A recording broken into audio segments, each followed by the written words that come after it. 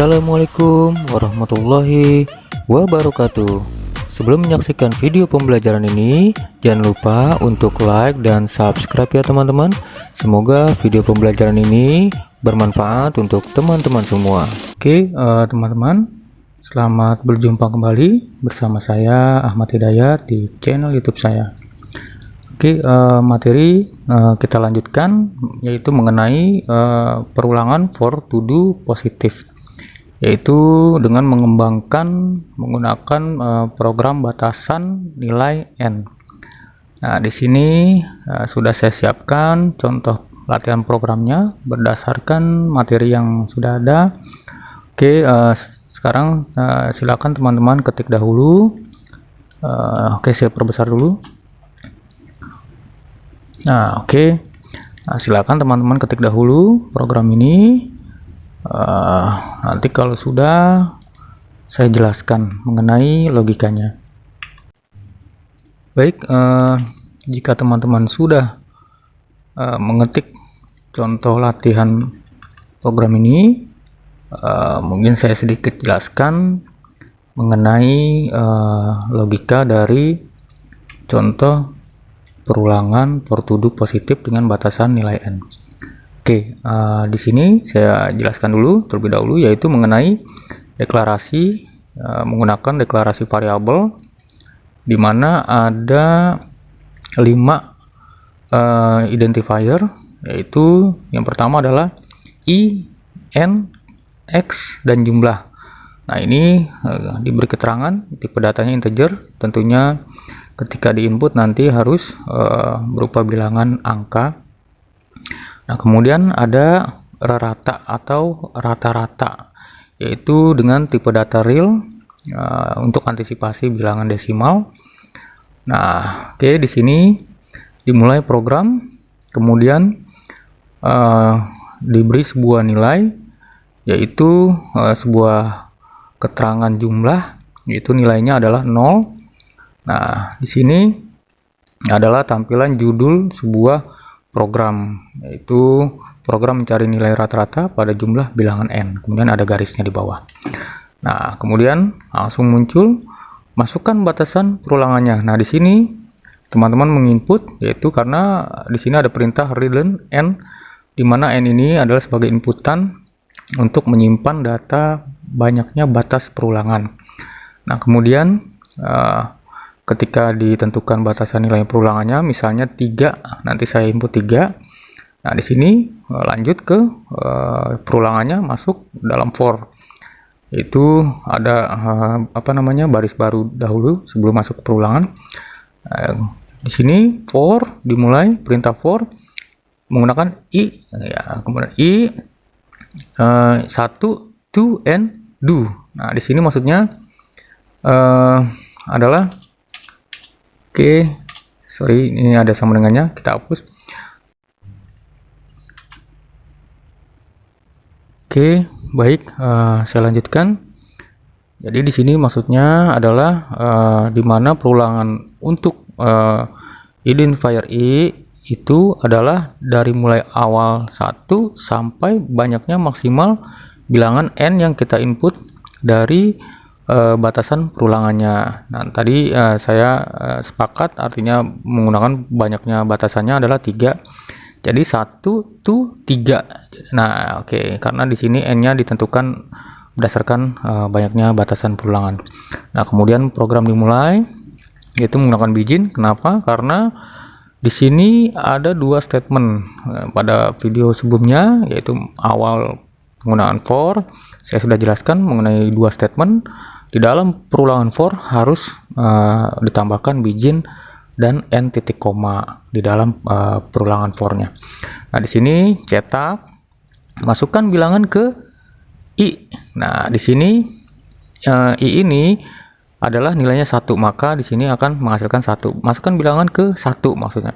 Nah, sama dengan berapa yang kita tentukan di sini. Misalnya di sini saya nanti menginput misalnya 2. Oke. Nah, kemudian x-nya adalah 2, ya, di input, ya, kemudian disimpan ya. Kemudian di sini ditentukan sebuah rumus, yaitu jumlah. Nah, jumlah itu sama dengan jumlah ditambah X. Ini maksudnya jumlah di sini awalnya adalah nilainya 0. Jumlah 0. Ya, maka 0 ditambah X, yaitu banyaknya data angka yang kita input, yaitu bilangan berapa di dalam perintah pertama, yaitu di sini. Baik, teman-teman, saya lanjutkan agar lebih mempermudah. Saya berikan sebuah catatan di sini secara logika. Oke, seperti ini teman-teman. Jadi, ketika kita menginput masukkan batas perulangannya. Nah, di sini redundant n ya, berarti di sini tergantung banyaknya bilangan yang kita ingin input. Misalnya di sini saya contohkan, saya menginput adalah sebanyak 3 batas perulangannya. Nah, kemudian program masuk ke perulangan. Nah, di sini nilai i adalah 1. Nah, jadi ini adalah keterangan data pertama yang kita input, yaitu masukkan bilangan ke 1.